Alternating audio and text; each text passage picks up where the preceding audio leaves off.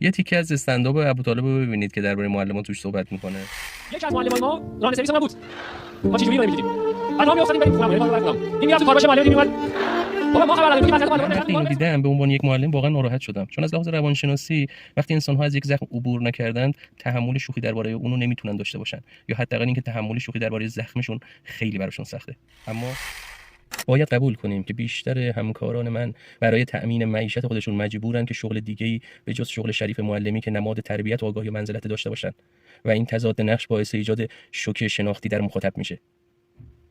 طنز یکی از بالغ‌ترین مکانیزم‌های دفاعیه. طنز باعث فعالسازی همدلی اجتماعی از طریق خنده تلخ میشه، خنده‌ای که فقط جنبه سرگرمی نداره و باعث آگاهی بخشی و همزادپنداری در جامعه میشه.